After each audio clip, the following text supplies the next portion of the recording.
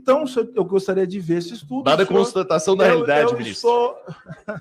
Fala, seus mal diagramados! A semana que passou mostrou que a nova leva de políticos bolsonaristas não vai conseguir usar o Congresso como espaço para a produção de conteúdo lacrador para as redes sociais. Acostumados a debater com limítrofes e indigentes intelectuais, essa corja de abobados tem passado apuros ao confrontar ministros do calibre de Flávio Dino da Justiça e Silvio Almeida dos Direitos Humanos. Na Comissão de Segurança Pública da Câmara, os deputados Eduardo Bananinha, Paulo Bilinski e Carla Zambelli tentaram criar fake news para alimentar os seus gados nas redes sociais e foram desmascarados ao vivo pelos ministros em pautas como a qualidade da comida servida em presídios e descriminalização das drogas. O nível dessa turma é tão rasteiro e pueril que mesmo Marco Feliciano, muito mais próximo do Mobral do que de um prêmio Nobel, precisou reconhecer que a oposição a Lula será massacrada se for liderada por figuras como o delegado blogueirinho, o caminhoneiro sem carta D Zé Trovão e a pistoleira da Avenida Paulista. Nesta semana, infelizmente, não tivemos Sérgio Moro sendo humilhado por ninguém, mas em contrapartida, Guilherme Boulos começou a trajetória de expor Deltan Dallagnol ao ridículo na Câmara, o que substitui plenamente os momentos em que o marreco fica paralisado após ouvir verdades inconvenientes. Além disso, no Piores Vídeos da Semana, vocês verão ainda patriotários passam atestado de idiotice ao colocar rostos de Xandão e Lula em malhação ao Judas, e empresário recifense acredita que pode ser preso por ser hétero demais. Tudo isso e muito mais você vê agora no Piores Vídeos da Semana. Salve, salve, galãs e galoas! Nesta semana, o terceiro mandato de Lula completou 100 dias, o que significa também que o atual presidente já trabalhou entre 2 e 5 vezes mais que o vagabundo do Jair em 4 anos. Para celebrar a data, que no fundo não significa absolutamente nada em termos práticos, foi realizada uma reunião ministerial para elencar as conquistas do período, como retomada do Minha Casa Minha Vida, mais médicos e Bolsa Família. Apesar disso, nem tudo são flores e infelizmente teremos que conviver com o arcabouço fiscal do Haddad, espécie de teto de gastos pintado de vermelho e com o pé direito mais alto. Não foi para isso que eu fiz o L não, mas para me decepcionar com esse governo ainda seria necessário que a Margareth Menezes dissesse que a Cláudia Leite é a maior cantora de axé da história e a Marina Silva fizesse embaixadinha com um bebê de arara azul. E isso não vai rolar nesse governo, porque, de acordo com Lula, existe uma ala do PT que sempre o puxa para a esquerda quando a situação tende a caminhar no sentido oposto. Alguns acreditam que a fala foi uma gafe. Eu particularmente não acho. Até porque alguém conhecido por conciliar até com Edir Macedo não é necessariamente uma figura política comunista ou radical. Que os Minions não entendam isso? Normal. Eles são ignorantes a respeito de absolutamente tudo. Mas quem é de esquerda já deveria estar acostumado que o nosso presidente é tipo Norvana e tenta agradar todas as tribos. Isso acaba se tornando simultaneamente a maior qualidade e o maior defeito do Nine. Ele me disse: Lula, não se preocupe com a esquerda, com a extrema esquerda, com os radicais do seu partido. Eles prestam um serviço extraordinário ao teu partido. Primeiro porque tudo que eles falam, certamente você não vai fazer.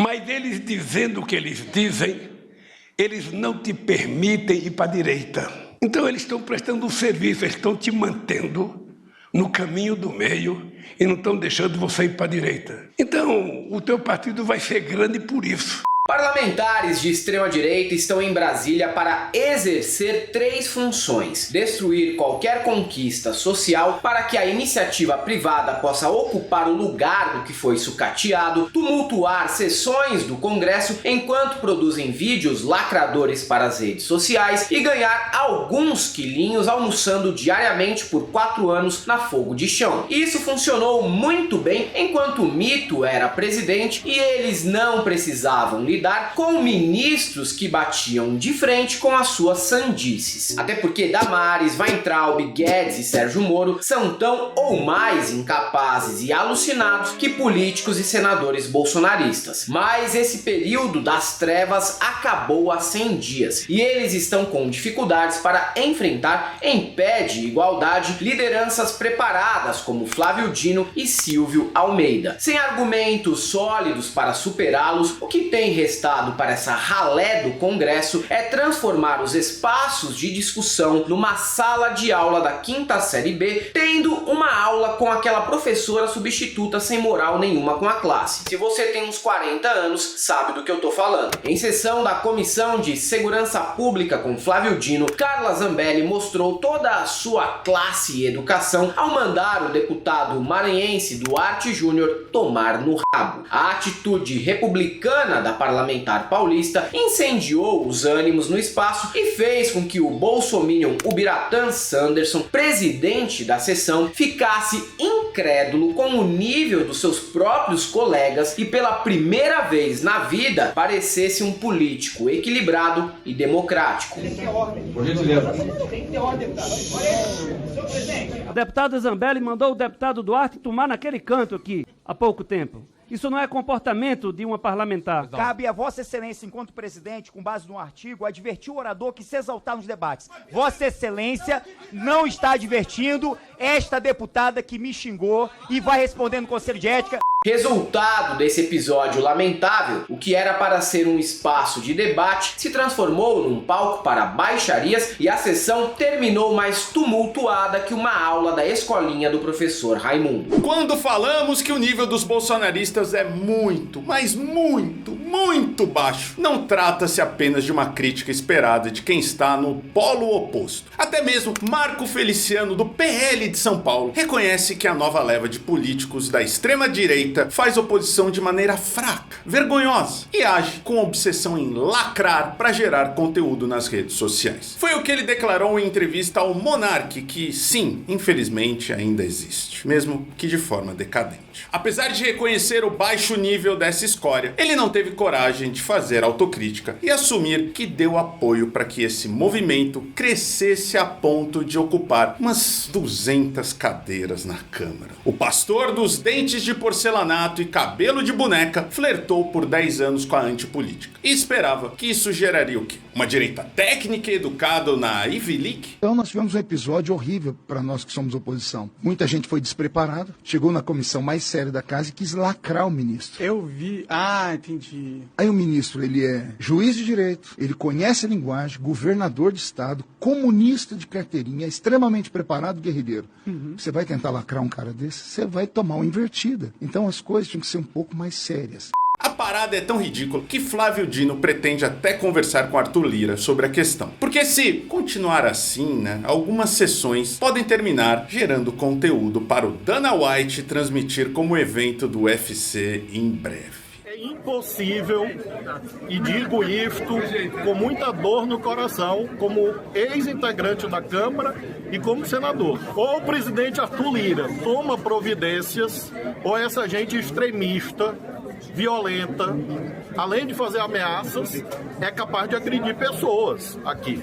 Após uma baixaria típica de programa da Márcia Goldsmith suspender a Comissão de Segurança Pública com a presença de Flávio Dino, a discussão continuou do lado de fora da sessão. No meio do bate-boca generalizado entre parlamentares de esquerda e de direita, uma cena gerou polêmica. Márcio Gerri, deputado do PCdoB do Maranhão, foi acusado de assédio por Júlia Zanata, do PL de Santa Catarina. Nas redes, ela disse que o colega deu um cheiro na sua tiara de florzinhas. Adereço muito bonito, principalmente se usado por recém-nascidas de nome Maria Eduarda em um ensaio fotográfico. Mas no vídeo original, essa tese é refutada. Gerri foi sentir o cheiro do fascismo e no meio da balbúrdia aproveitou para mandar um recadinho para a parlamentar catarinense. Obviamente que foi inadequado esse tipo de aproximação por parte do maranhense. O camarada podia ter ficado mais distante e se preservado. Mas Júlia Zanatta, sabemos, só quer uma coisa: aparecer, até porque a primeira tentativa de ficar famosa nacionalmente, quando ela usou uma camisa com ameaças à vida do Lula, falhou e geral ignorou a coitada. Depois das sessões de arregaços do Flávio Dino em comissões da Câmara, foi inaugurado nesta semana a temporada em que Silvio Almeida foi obrigado a tomar o mesmo rumo. O ministro primeiro teve que expor uma ironia do destino. 3 meses após serem presos, os patriotários ainda reclamam da qualidade da comida servida na Papuda e na Colmeia. Ele precisou lembrar, no entanto, que quem celebrou o contrato que permitia a distribuição de marmitas de 90 centavos no sistema prisional da capital federal foi o próprio Anderson Torres, enquanto ainda era secretário de segurança do DF e não um detento. É aquele velho ditado: a terra plana não gira, capota. E melhor, só agora que sofrem na pele a indignidade do sistema prisional, que a extrema-direita finge se importar com direitos humanos básicos. Nada como ser obrigado a cagar de cócoras e engolir rango azedo com pneumonia na cadeia para repensar os próprios posicionamentos escrotos, não é mesmo? Quero só lembrar de uma questão. Vamos falar de comida. Da comida servida, que foi uma reclamação e que nós, como apurado, nós tivemos lá por meio da ouvidoria. E nós fomos olhar de conta das reclamações dos contratos, porque a gente tem que olhar contrato, tem que olhar como é que é servida a comida, como é que é feita a comida. E nós achamos o contrato aqui e tem uma questão interessante. Olha só, o preço médio, o valor médio por unidade da refeição que é contratada na penitenciária, no Centro de Detenção Provisória, CDP, na penitenciária 2 do Distrito Federal, o preço unitário da refeição é de 90 centavos. Eu acho que nem essas iniciativas, né, de oferecer alimentação a preço popular de São Paulo, Bom Prato, por exemplo, é 90 centavos. E é importante se dizer isso para a gente pensar nas condições do sistema carcerário. Sabe quem que assinou esse contrato? O antigo secretário de Estado de Segurança Pública do Distrito Federal, o senhor Anderson Torres. Já Dudu Bananinha, o Eduardo Bolsonaro, acusou o Silvio de desrespeitar o princípio da impessoalidade por presidir o Instituto Luiz Gama e, ao mesmo tempo, criar o Prêmio Luiz Gama. O ministro teve que lembrar que quem quebrava esse princípio era o pai dele, que concedeu a medalha Princesa Isabel para si próprio e até para Michele, que deveria ser homenageada por ser a única primeira-dama na história do mundo que roubou um cachorro. Para que Vossa Excelência possa, mais uma vez, explicar essa questão de ter revogado a medalha Princesa Isabel, não retirando o mérito de Luiz Gama, né, reconhecido pela sua luta pela abolição, assim como Joaquim Nabuco e tantos outros. Só para citar aqui, o senhor falou em impessoalidade. O senhor preside o Instituto Luiz Gama, né, colocou o nome da nova medalha como medalha Luiz Gama, mais uma vez falando que não é por demérito da figura de Luiz Gama, mas se puder aprofundar um pouquinho a resposta nesse tema, eu gostaria. O fato de ser presidente Luiz Gama não pode ser um elemento de punição para a figura e a importância de Luiz Gama. Primeiro que as homenagens a Luiz Gama, elas não são homenagens que são determinadas apenas por mim, porque, por incrível que pareça, o Ministério dos Direitos Humanos e da Cidadania é um ministério de intensa participação social. É o ministério que ouve os movimentos sociais, que ouve os movimentos em defesa da cidadania e da democracia. O que quebraria o princípio da impessoalidade, agora falo como jurista, é se eu me auto-outorgasse o Prêmio Luiz Gama. Aí seria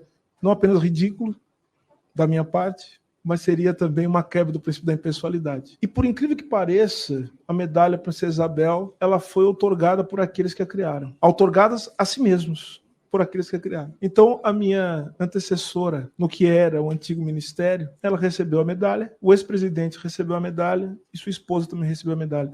Pode ter certeza, senhoras e senhores, o presidente Lula, enquanto for presidente, enquanto for ministro, jamais receberá a medalha Luiz Gama ou o Prêmio Luiz Gama de Direitos Humanos, porque o que nós vamos fazer aqui é respeitar o princípio da impessoalidade. Eu jamais receberei o Prêmio Luiz Gama. Outro a receber uma breve aula de Silvio Almeida foi o delegado blogueirinho Paulo Bilinski, que citou dados do Centro de Pesquisas Tirei do Cu para comentar sobre suposto aumento da criminalidade no Uruguai desde que o país descriminalizou a maconha. Menos debochado que Dino e até mais educado que o indicado para debater com um sujeito que parece o capeta do Alto da Compadecida, Silvio apenas pediu para ter acesso a essa pesquisa, já que desconhecia os dados apresentados, até porque eles não existem mesmo. A única coisa que eu vou dizer ao deputado, o deputado Paulo Bilinski, é que ele me dê acesso a esses estudos. Eu gostaria de tê-los, esses estudos, para verificar como isso. Não, se é dado, ele vem de algum estudo.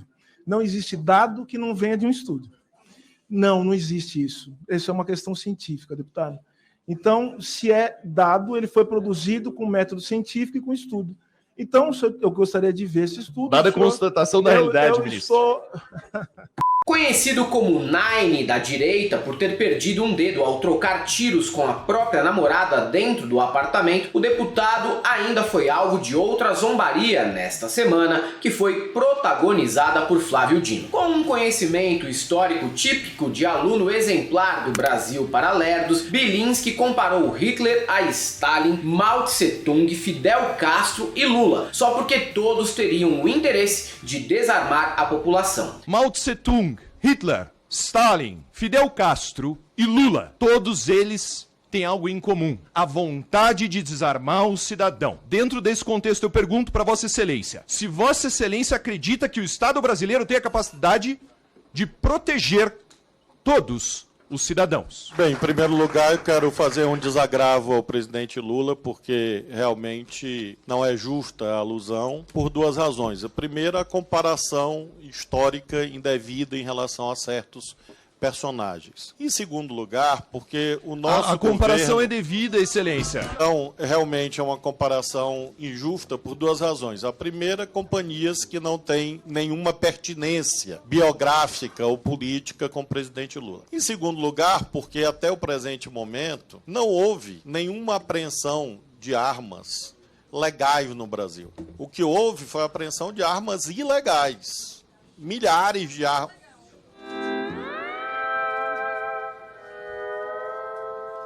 Milhares de armas ilegais. E essas armas ilegais devem ser apreendidas e continuarão a ser. Essa postura, no entanto, não tem nada a ver com luta ideológica e nem direito à liberdade do cidadão. O interesse por ter mais armas nas ruas é puramente financeiro. Nesta semana, o TSE descobriu que esse mesmo deputado omitiu em sua prestação de contas ser sócio de um clube de tiros na zona sul da capital de São Paulo. No bolsonarismo é sempre assim. Ideologia vira disfarce para defender os próprios negócios. Nesta semana, infelizmente, não teremos um vídeo do Sérgio Moro sendo detonado por algum desafeto político em público. Tenho certeza que deve ter rolado, mas pode ter acontecido no banheiro do Senado ou enquanto o marreco tomava um café, já que nem sempre o bullying vai ser registrado pelas câmeras do Senado. Cadê o Boquinha de Toca CD? Você sentiu falta dele no vídeo dessa semana? Vou parar de assistir então. Você vai parar de assistir o vídeo agora porque não tem o Sérgio Moro sendo humilhado? Eu venho aqui só pra isso.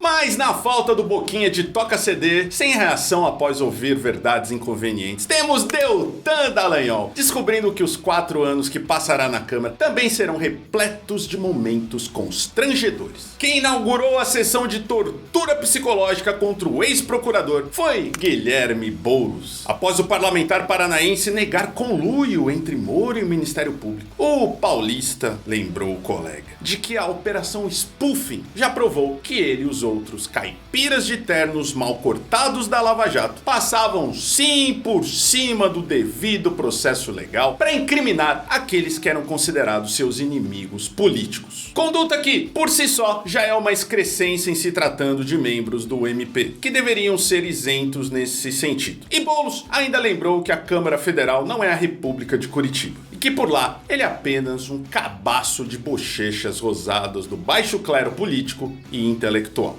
Ok, esse complemento fui eu quem fiz mesmo, porém tenho certeza que o Boulos deve concordar. Sr. Boulos,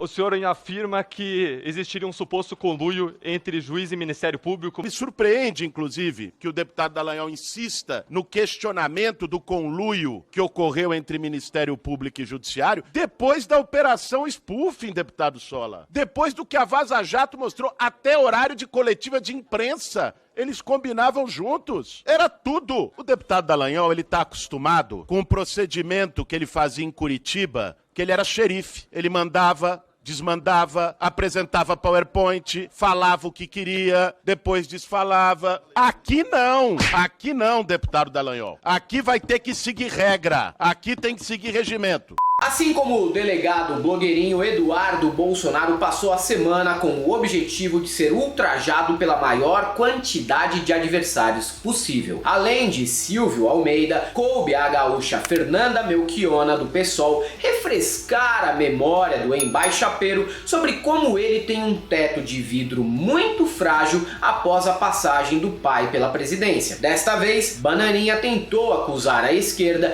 de defender ditadores autoritários como Daniel Ortega. E Melchiona, agindo como um ginkgo biloba para a ineficiente memória do 03, relembrou que tanto ele quanto o pai viviam celebrando, visitando e fazendo negócios obscuros com ditaduras de extrema-direita do Oriente Médio. Para que em outras oportunidades a gente também preste a nossa solidariedade e apoio a exilados em ditaduras de esquerda. Tem gente aqui que quer saber mais do meu partido que eu. O Partido de Conjunto votou uma moção de solidariedade aos expatriados criticando as perseguições do Ortega e nós temos certeza, primeiro, de que é necessária a solidariedade internacional. Nós podemos sim e queremos debater ditaduras, como a da Arábia Saudita, que presenteou o Bolsonaro com joias milionárias e nós só queremos saber, aliás, todo o tráfico de influência que ele tentou fazer para liberar joias no valor de 16 milhões. Nós queremos discutir o Catar, nós queremos discutir a condição das mulheres em vários países como Bahrein, Eduardo Bolsonaro, que tu andou visitando no último tempo para fazer relação com a extrema-direita mundial. Nós temos todas a disposição de fazer, sim, a disputa política e debater o caso, por exemplo, da Hungria, que tem um fechamento das liberdades democráticas por dentro do sistema político apoiado pelo ex-governo de vocês, porque o povo derrotou, felizmente, né, o governo reacionário do Bolsonaro aqui no Brasil. Não sei se essa obsessão por ser insultado é estratégia ou fetiche do Dudu. E se for fetiche, eu respeito. Jamais seria capaz de fazer um julgamento moral. Os parlamentares de extrema-direita são imbecis, porque representam um eleitorado igualmente ridículo e patético. Essas pessoas não são eleitas à toa, né? Rola uma identificação intensa. Em Juiz de Fora, aquela cidade de Minas que todo mundo jura que é carioca, o Sábado de Aleluia foi marcado por uma malhação de Judas que devemos reconhecer que foi bastante original. Apesar de também muito babaca, né? Os bonecos que foram malhados pela população ganharam os rostos de Felipe Neto, Xandão, Lula, Luiz Roberto Barroso e da prefeita da cidade, Margarida Salomão, do PT. O engraçado nessa história é que eu posso afirmar, sem medo nenhum de errar, que as pessoas envolvidas na pataquada se classificam socialmente como cristãs, cidadãs de bem. Mas se fossem mesmo, provavelmente copiariam o Zeca Pagodinho, que mesmo durante um domingo de Páscoa chuvoso, não deixou de entregar ovos de chocolate para crianças carentes. Vou fazer uma treva, vai dar pra gente ir por aí. Boa Páscoa pra todos. Vambora.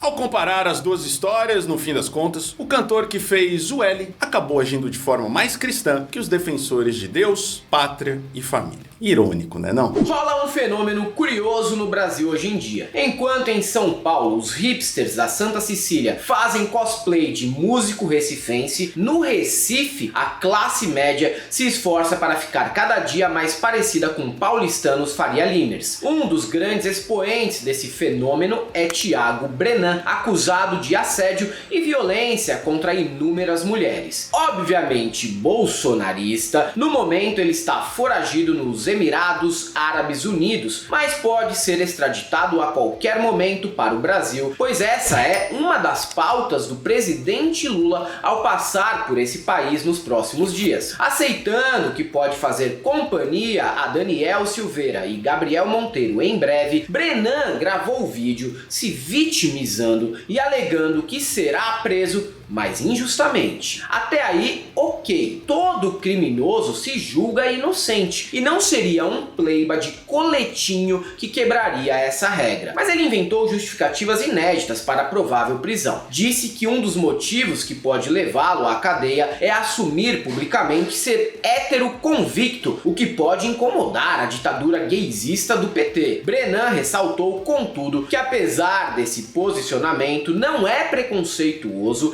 e e não tem nada contra a orientação sexual de ninguém, porque, afinal, tem até uma funcionária lésbica. Gabaritou todos os clichês do patriotário que nunca nota a quantidade de asneira que fala em tão pouco tempo. Obviamente não estuprei ninguém, eu acho que muita gente já me disse ao longo desse tempo, está claro. Eu sei que nesse país muita gente tem sede de justiça, porque fulano é isso, é aquilo, tem que ir pra cadeia porque é rico. Falaram muito quando eu falei heterossexual convicto, é porque hoje é o contrário, não é condenando. Eu tenho uma funcionária há 14 anos que é lésbica, não é condenando quem tem orientação diferente, mas é porque nós estávamos sendo condenados. Eu vou me apresentar, provavelmente vão me prender injustamente. Se você chegou até aqui e gosta do nosso conteúdo, dá uma olhada aqui no primeiro comentário agora. Nos apoie. Faça esse favor para Galãs Feios e para sua saúde mental. Para ter Galãs Feios o ano inteiro, com vídeos, cortes, live, entrevistas e quem sabe outros programas, outras programações. Depende muito de vocês também poderem colaborar para a gente pagar nosso advogado, nossos processinhos, nossos editores, designers, contadores e tudo mais. Nossa grande estrutura nesse estúdio